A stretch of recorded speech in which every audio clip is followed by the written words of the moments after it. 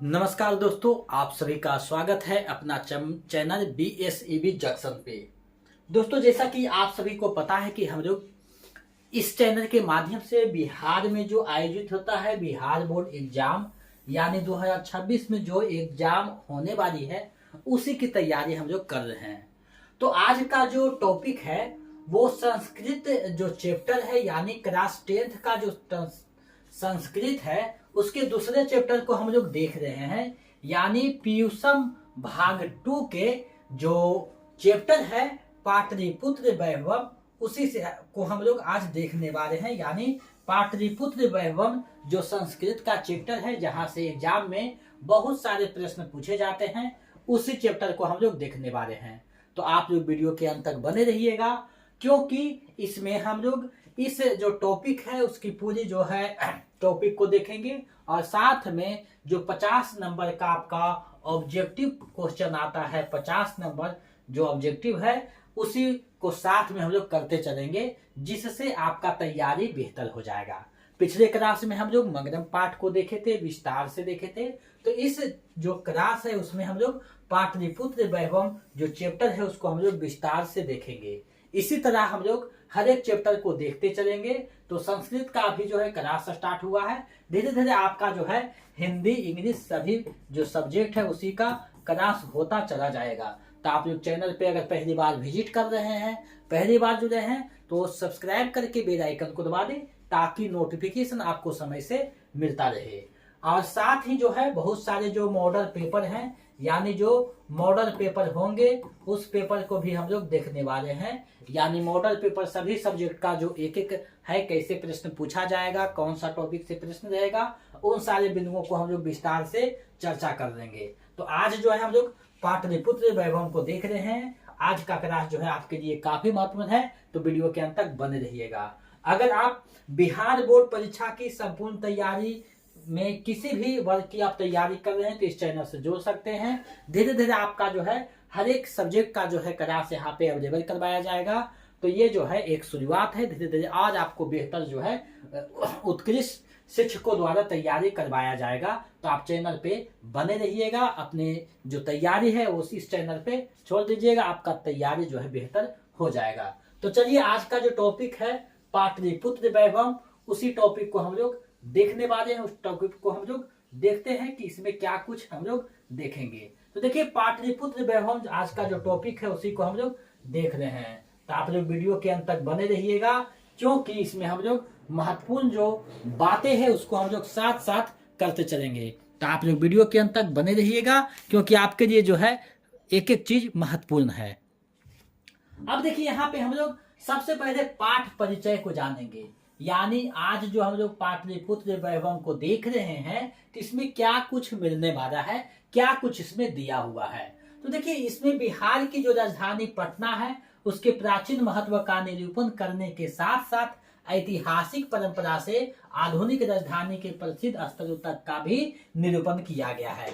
यानी जो प्राचीन जो उद्गम था गंगा नदी किनारे जो बसा हुआ था, प्राचीन में इसका क्या महत्व था, इन सभी के साथ साथ आधुनिक जो राजधानी बना है तो क्या कुछ नया उसमें जुड़ा है, इन सारी चीजों को इस टॉपिक में देखेंगे। यानी इस टॉपिक में हम लोग जो है इन सारी चीजों को देखने वाले हैं। अब देखिए हम लोग आगे बढ़ते हैं। ये जो है द्वितीय पाठ है, यहाँ पे देख सकते हैं द्वितीय पाठ यानी द्वितीय पाठ यानी दूसरा पाठ देख रहे हैं पाटलिपुत्र वैभव।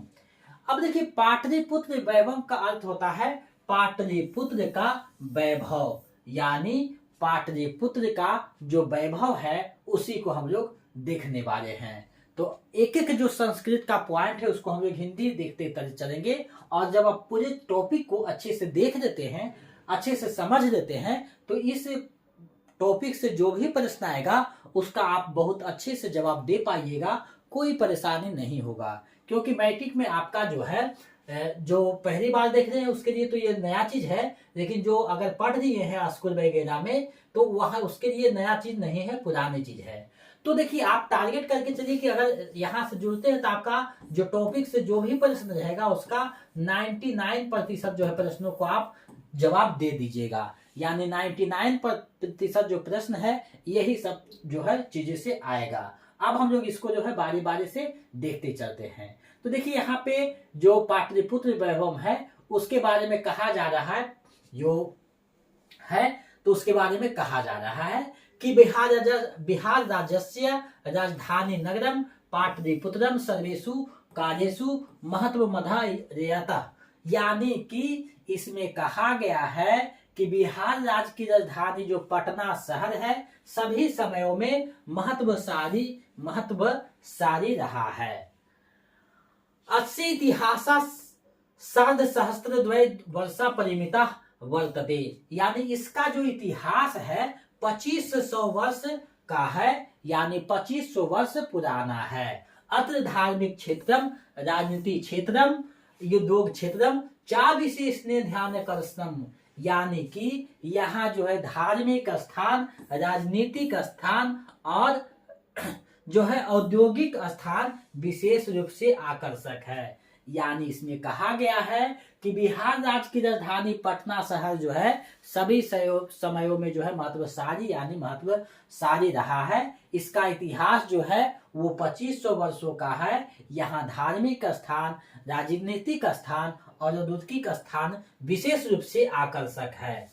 अब हम लोग आगे बढ़ते कि एक एक जो शब्द है उसको हम लोग देखते चलेंगे ताकि इससे संबंधित कोई भी चीजें हो वो छूटे नहीं। अब देखिए कहा जा रहा है, इसमें कहा जा रहा है वैदेशिका यात्रिनाम मेगा निष्ठिनाट पाहयान हिंदुस्तान इतिंग प्रभृत्या पाटलिपुत्रस्य वर्णनम स्व स्मरण ग्रंथे चक्रु।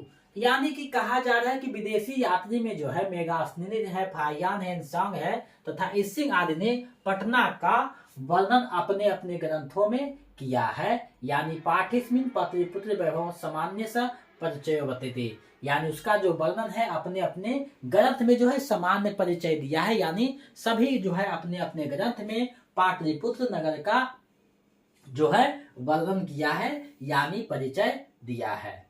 अब हम लोग आगे बढ़ते हैं। अब देखिए यहाँ कहा जा रहा है कि प्राचीनेषु भारतीयेषु नगरेष्वन्यतम पाटलिपुत्र मनुगंगम वसुद्वीपचित्रम महानगरम बहु। यानी प्राचीन भारतीय नगरों में अग्रणी पटना गंगा किनारे बसा विचित्र नगर है। यानी गंगा किनारे बसा जो प्राचीन नगर है उसमें पटना जो है विचित्र नगर है। तद से दामोदर गुप्तो नामा कवि कुटनीमतः काव्य कथति। यानी इसके विषय में दामोदर गुप्त नामक जो कवि ने कुटनीमता काव्य में कहा है। अब देखिए कुटनीमतः जो काव्य है उसमें क्या कहा है उसको हम लोग देखेंगे। तो कहा जा रहा है कि अस्ति महोत्तर त्रिकम सरस्वती कुलगृहम महानगरम नामना पाटलिपुत्रम परिभूत पुरंदर स्थानम।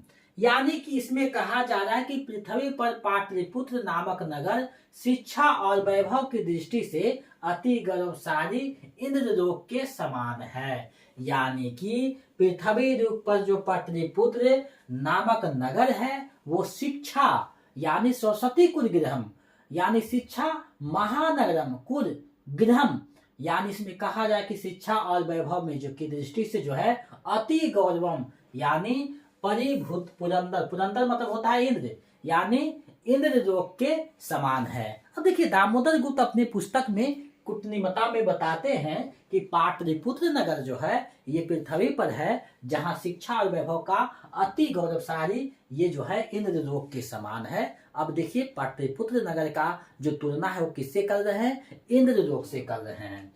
देखिए कहानी को आप लोग समझते चलिएगा तो कोई दिक्कत नहीं होगा, आप एग्जाम में बहुत अच्छे से प्रश्नों को बना दीजिएगा। अब देखिए इसके बारे में और आगे हम लोग बढ़ते हैं। देखिए कोई भी चीजों को एक कहानी की तरह सुनिएगा, समझिएगा तो आपका जो है क्लियर हो जाएगा। और एग्जाम जो है 17 फरवरी से प्रस्तावित है, तो अभी आपके पास जो समय है लगभग जो है 1 महीना 10 दिन बचा हुआ है। तो 1 महीना 10 दिन में अगर एक एक टॉपिक को 2-3 बार आप देख लेते हैं तो आपका एक एक टॉपिक जो है क्लियर हो जाएगा। और जो है व्याकरण के जो महत्वपूर्ण टॉपिक है उसको भी हम लोग करवा देंगे, तो आपका जो तैयारी है बेहतर हो जाएगा।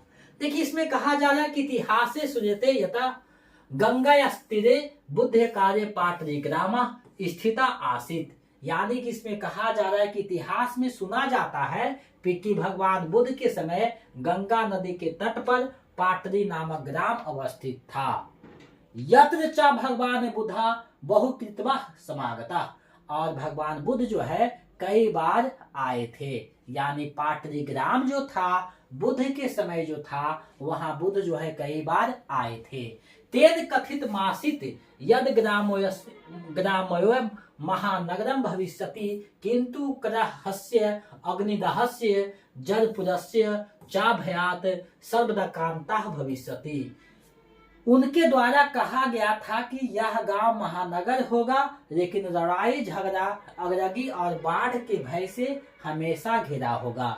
यानी कि इसके बारे में कहा जा रहा है कि भगवान बुद्ध यहाँ आए थे और बताए थे कि ये जो है जो गांव होगा ये आगे जाकर के महानगर बन जाएगा, लेकिन ये क्या है, लड़ाई झगड़ा अगलगी और बाढ़ के भय से हमेशा जो है घिरा हुआ रहेगा। ऐसा कौन कहते हैं? तो बुद्ध जो है ऐसी बात कहे हैं। आगे बढ़ते हैं। इसमें कहा जा रहा है आगे कि कारानंतरेण पाटलिग्रामा एवं पाटलिपुत्र मति कथित, यानी कि बाद में यही पाटलिग्राम जो है पाटलिपुत्र नगर के रूप में प्रसिद्ध हुआ। चंद्रगुप्त मौर्यस्य काले अस्य नगरस्य शोभा रक्षा व्यवस्था च अति उत्कृष्टम सिद्धि, यानी कि चंद्रगुप्त मौर्य के समय इस नगर की जो शोभा तथा रक्षा व्यवस्था था वो क्या था, अति उत्तम, यानी अति उत्तम था, जिसका वर्णन यानी यूनान राजदूता मेगास्निना स्वस्मरणेषु निरूपयति, यानी जिसका वर्णन जो है यूनानी राजदूत मेगास्थनी जो है अपनी आत्मकथा में किया है, स्वस्मरणेषु यानी आत्मकथा में किया है। अस्य नगरस्य वैभवं प्रियदर्शिनः अशोकस्य समये सुतराम समृद्धम, यानी कि इस नगर की जो संपन्नता है अशोक के समय में और अधिक थी। यानी चंद्रगुप्त मौर्य के समय जो है रक्षा व्यवस्था और नगर की शोभा जो था वो तो उत्कृष्ट था, लेकिन जब अशोक के समय में आता है तो ये जो व्यवस्था है और बेहतर स्तर पे यानी बढ़ जाता है। देखिए आप लोग जो है एक एक चीजों को समझते चलिए, यानी कि एक एक जो वाक्य है उसको समझते चलिएगा, एक एक शब्द है उसको समझते चलिएगा, तो आपका जो है तैयारी बेहतर हो जाएगा। और यही सब प्रश्न रहेगा, इसी से प्रश्न आपका दिया हुआ रहेगा। अगर 100 प्रश्न जो ऑब्जेक्टिव देगा 100 में मात्र आपको 50 बनाना है, तो 50 में आपका हमें लगता है कि 40-45 आपका जो पुस्तक से रहता है वो आपका क्लियर हो जाएगा। यानी संपूर्ण क्लास देखिएगा, 40-45 जो है ऑब्जेक्टिव आपका बिल्कुल सही हो जाएगा। तो आपको अच्छे से देखते चलना है। आगे देखिए कहा जा रहा है बहु कारण पाटलिपुत्रस्य प्राचीना सरस्वती परंपरा प्रवर्ततः इति राजशेखरा स्वकाव्य मीमांसा नाम के कवि शिक्षा प्रमुखे ग्रंथे साधन स्मरति, यानी कि बहुत समय तक पाटलिपुत्र की जो प्राचीन शिक्षा परंपरा है चलती रही है। यह राजशेखर नामक कवि ने अपने काव्य मीमांसा नामक ग्रंथ में आदर पूर्वक वर्णन किया है। अब अपनी जो काव्य मीमांसा उसमें क्या वर्णन किया है उसको हम लोग देख लेते हैं। तो देखिए उसमें वर्णन किया है कि अत्रो पवर्ष वर्षाभिः पाणिनि विंगरम पिंगरम व्याधि बालरुचि पतंजलि यह परीक्षिता ख्याति मुपजम्मू, यानी कि यहाँ वर्ष उपवर्ष जो है पाणिनि है, पिंगर है, व्याधि है, बालरुचि है, पतंजलि आदि लोगों ने ज्ञान का विस्तार किया और ख्याति पाई। यानी पाटलिपुत्र ग्राम में जो है समय उपवर्ष यानी वर्ष उपवर्ष यानी समय समय पर पाणिनि जो है, पिंगल है, व्याधि है, बालरुचि है, पतंजलि आदि लोगों ने जो है ज्ञान का विस्तार किया है यहाँ पे और ख्याति पाई है यानी प्रसिद्धि पाई है। आगे हम लोग बढ़ते हैं, अगले जो वाक्य है उसको हम लोग देखते हैं। आगे कहा जा रहा है कि कतिपयेषु प्राचीन संस्कृत ग्रंथेषु पुराणदेषु पाटलिपुत्रस्य नातंत्रम पुष्पपुरम कुसुमपुरम व प्राप्यते, यानी कि इसमें कहा जा रहा है कि कुछ प्राचीन ग्रंथों तथा पुराणों में पाटलिपुत्र का दूसरा नाम पुष्पपुर या कुसुमपुर भी देखने को मिलता है। यानी कि कुछ प्राचीन ग्रंथ है उसमें पाटलिपुत्र का नाम क्या है, पुष्पपुर या कुसुमपुर देखने को मिलता है। अब आपको प्रश्न पूछा जा सकता है कि पटना का और किन किन नामों से जाना जाता है, तो पाटलिग्राम है, पाटलिपुत्र है, पुष्पपुर है, कुसुमपुर है, ये सारे दे सकते हैं। अनेन ज्ञायते यत नगरस्य समीपे पुष्पनाम बहुत्पन्नं भवति स्म। यानी इससे पता चलता है कि नगर के समीप फूलों का उत्पादन अधिक होता था। यानी इससे स्पष्ट होता है कि नगर के समीप कहीं हो सकता है कि पहले पुष्पों का जो उत्पादन है अधिक होता था, इसी से इसका नाम जो है पुष्पपुर यानी कुसुमपुर रखा गया है।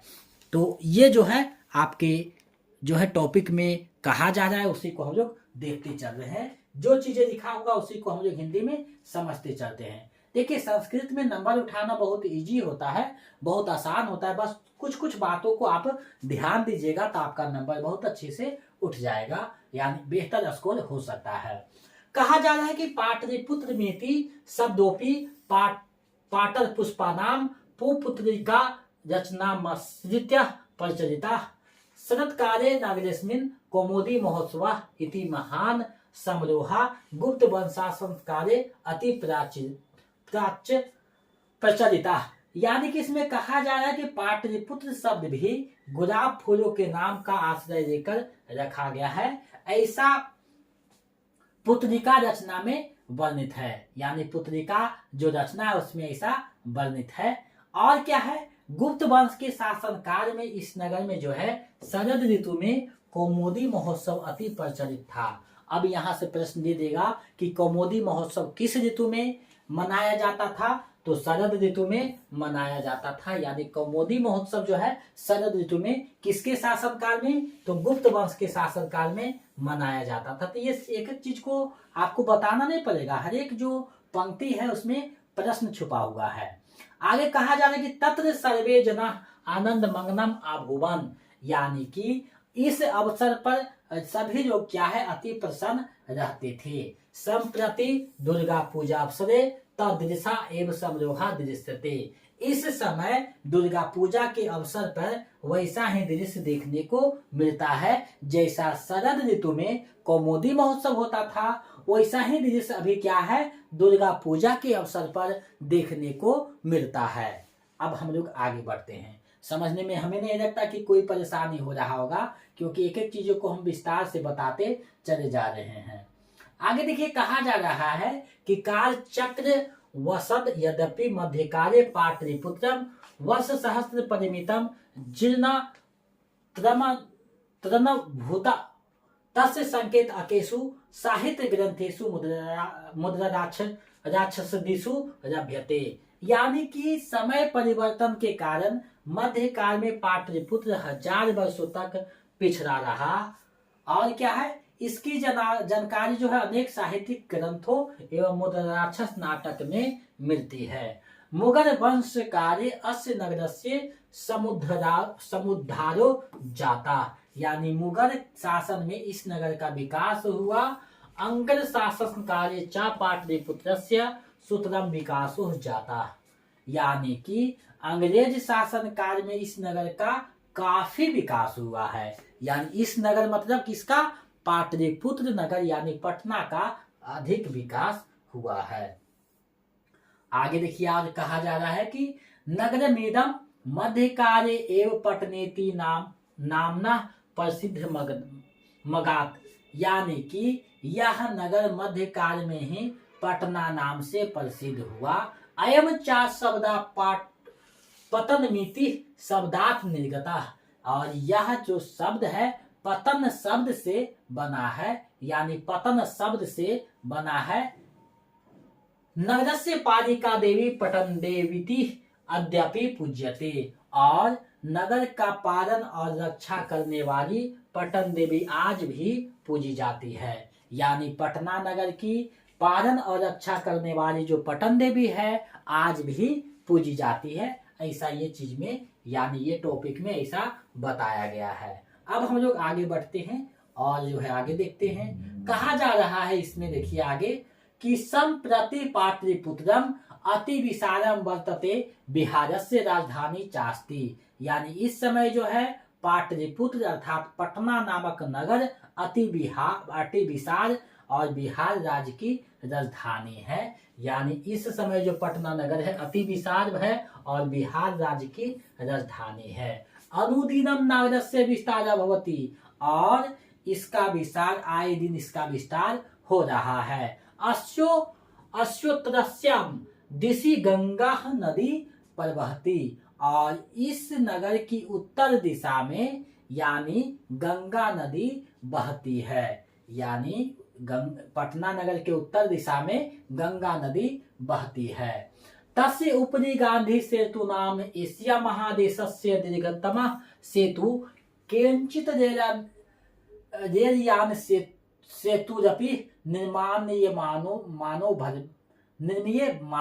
वर्तते। यानी कि इसमें कहा जा रहा है कि इसके ऊपर एशिया महादेश का सबसे लंबा पुल यानी गांधी सेतु बना है और रेल पुल का निर्माण हो रहा है। अब देखिए रेल पुल का निर्माण हो रहा है, ये कहा गया था जब लिखा गया था तब, लेकिन वर्तमान में रेल पुल का निर्माण हो चुका है, ये आपको पता होना चाहिए, थोड़ी सी जानकारी होनी चाहिए।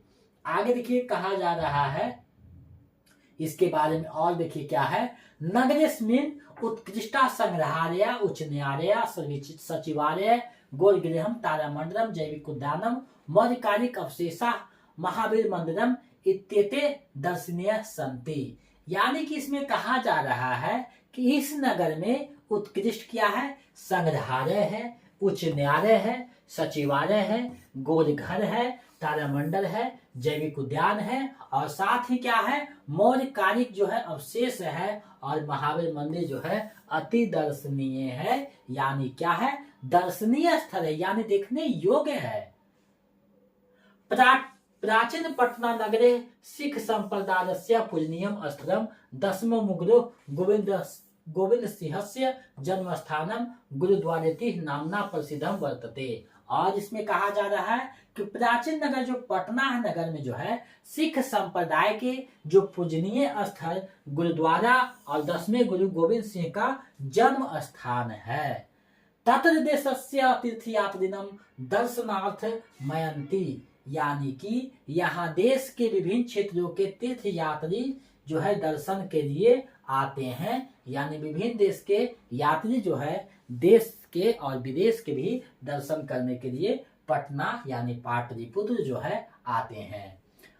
एवं पाटलिपुत्रम प्राचीन कालात् अद्यावधि विभिन्नेषु क्षेत्रेषु वैभवं धारयति सर्वचा संकृति रूपेण संग्रहालय दर्शनीयमिति। यानी कि कहा जा रहा है कि इस प्रकार पाटलिपुत्र प्राचीन काल से आज तक विभिन्न क्षेत्रों में वैभव धारण किया है और संग्रहालय के समान दर्शनीय है। पर्यटन मानचित्र नरमिदम महत्वपूर्णम। और क्या कहा जा रहा है कि पर्यटन की दृष्टि से यह नगर क्या है, अति महत्वपूर्ण है। ये नगर क्या है, अति महत्वपूर्ण है। अब देखिए इसमें जो है पाटलिपुत्र का जो है वैभव का बात किया गया है, प्राचीन से लेकर के आधुनिक सभी चीजों को समेटा गया है। अब इसको आप लोग अच्छे से देख लीजिएगा तो हमें नहीं लगता कि कोई प्रश्न छूटेगा। अब इसको आप 1-2 बार देखिएगा और ऑब्जेक्टिव जो भी प्रश्न होगा वो बहुत आराम से आपका क्या है बनता चला जाएगा। अब जो है हम लोग लघु उत्तरीय प्रश्न देखते हैं कि आगे लघु उत्तरीय प्रश्न जो 2 नंबर का प्रश्न है वो कैसे पूछता है। तो पूछता है कि शरद ऋतु में कौमुदी महोत्सव कहाँ प्रचलित था। तो शरद ऋतु में जो कौमुदी महोत्सव प्रचलित था वो कहाँ था, पाटलिपुत्र में प्रचलित था। ये आंसर लिख दीजिएगा, आपका 2 नंबर मिल जाएगा। आगे बढ़ते हैं, देखते हैं प्रश्न आगे क्या है। प्रश्न देखिए है पाटलिपुत्र का इतिहास कितना वर्ष पुराना है। तो पाटलिपुत्र का जो इतिहास है 2500 वर्ष क्या है पुराना है, ऐसा कहा जा रहा है इस पाठ में। आगे बढ़ते हैं, प्रश्न क्या है, पाटलिपुत्र जो है किस नदी किनारे बसा विचित्र महानगर है। तो पाटलिपुत्र जो है गंगा किनारे यानी गंगा नदी के किनारे बसा क्या है विचित्र महानगर है। आगे बढ़ते हैं, प्रश्न की है पटना नगर की पालन और रक्षा करने वाली देवी के रूप में किसकी पूजा होती है। तो पटना नगर की रक्षा और पालन करने वाले देवी के रूप में पटन देवी की पूजा होती है, यानी विकल्प जो ये पटन देवी है सही हो जाएगा। तो देखिए 2 नंबर का इस तरीका से क्वेश्चन देगा, या फिर लिखेगा कि पटना में घूमने पर्यटन के दृष्टि से कौन कौन से स्थान है, तो आप पूरा क्या है, संग्रहालय है, तारामंडल है, गोलघर है, मौर्यकालीन अवशेष है, गुरुद्वारा है, ये सारी चीजों का आप क्या है लिख दीजिएगा, 2 नंबर आ जाएगा। तो देखिए पाठ जब पढ़े रहिएगा अच्छे से, तो आपका कोई भी प्रश्न देगा आप बहुत आराम से उसको बना दीजिएगा। आगे देखिए प्रश्न है कि पटना किस धर्म के 10वें गुरु गोविंद सिंह का जन्म स्थल है, तो सिख धर्म के ये थे, तो सिख धर्म लिख दीजिएगा, सिख धर्म के यानी 10वें गुरु गोविंद सिंह का जन्म स्थान पटना था। 2 नंबर का क्वेश्चन रहेगा, 2 नंबर आपका क्या है मिल जाएगा। तो हम जो पढ़ा रहे हैं उस पर आपका जो है 2 नंबर, 5 नंबर और 1 नंबर, यानी लगभग आप इसको अच्छे से देख लीजिएगा तो आपका बेहतर तैयारी हो जाएगा। अब जो है वैकल्पिक प्रश्न कैसे पूछता है उसको हम लोग देखते हैं। तो देखिए वैकल्पिक प्रश्न है, एशिया महादेश का सबसे बड़ा सेतु कौन है। देखिए जो भी प्रश्न रहेगा ये पाठ के आधार पर होगा, तो उसी के आधार पे बताना है। तो जिस इसमें चर्चा किया गया वो क्या है, गांधी सेतु हो जाएगा, यानी विकल्प सी जो है इसका सही आंसर हो जाएगा। आगे बढ़ते हैं। प्रश्न है यूनान का राजदूत कौन था, तो यूनान का राजदूत कौन आया था पाटलिपुत्र के में, तो मेगास्थनीज था, यानी विकल्प ए जो है वो सही हो जाएगा। तो इसी तरह से देखिए प्रश्न आपका ऑब्जेक्टिव पूछा जाएगा, और जब क्लास आपका खत्म हो जाएगा, सभी टॉपिक यानी 16 टॉपिक आपका हो जाएगा, तो मॉडल पेपर करवा देंगे 4-5, जिससे आपका जो है लगभग तैयारी हो जाएगा। और जब एग्जाम नजदीक आएगा तो महामैराथन करा देंगे, आपका संपूर्ण तैयारी हो जाएगा। पाटलिपुत्र किस राज्य की राजधानी है, तो आप लोग इसको ध्यान में रखिएगा। बिहार राज्य की राजधानी क्या है, पाटलिपुत्र, यानी इसका जो आधुनिक नाम है पटना है, पटना है, ये ध्यान में रखिएगा। विकल्प ए जो है सही हो जाएगा। आगे देखिए है महावीर मंदिर कहाँ स्थित है, तो महावीर मंदिर जो है वो पटना में स्थित है। पटना रेलवे स्टेशन के जो है बगल में महावीर मंदिर स्थित है, यानी स्टेशन पे उतरिएगा आपको महावीर मंदिर दिख जाएगा। तो ये देखिए विकल्प जो ये सही है, सही हो जाएगा।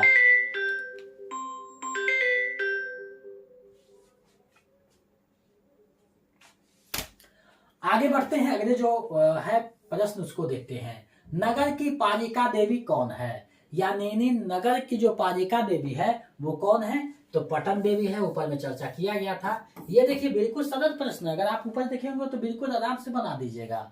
आगे देखिए कमोदी महोत्सव कहाँ मनाया जाता था, तो पाटलिपुत्र में मनाया जाता था। ये सब कुछ प्रश्न में नहीं है। आगे देखिए बढ़िएगा तो प्रश्न है किसके शासनकाल में पाटलिपुत्र की शोभा तथा रक्षा व्यवस्था अति उत्कृष्ट थी, तो चंद्रगुप्त मौर्य के समय में अति उत्कृष्ट थी, और अशोक के समय में और बढ़ गया था।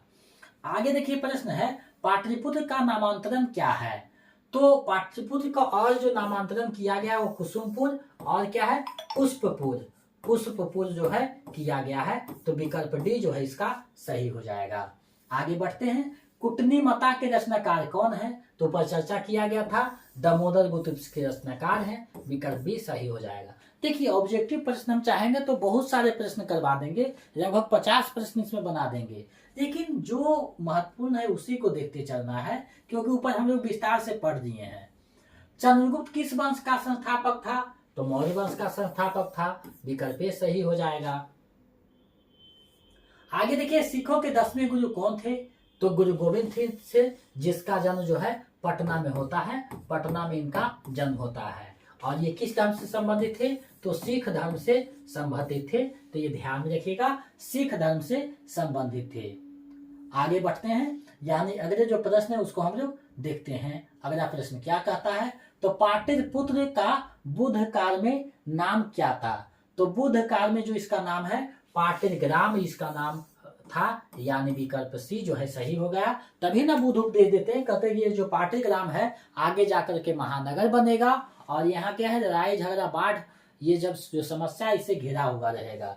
तो विकल्प सी सही हो जाएगा। आगे पटना के किस दिशा में गंगा नदी प्रवाहित होती है, ये भी प्रश्न है। तो पटना के उत्तर दिशा में जो है गंगा नदी प्रवाहित होती है। विकल्प सी जो है सही हो जाएगा। किस काल में पटना का नाम पाटलिग्राम था, तो बुध के समय जो है पाटलिग्राम था पटना का नाम, विकल्प ए सही हो जाएगा।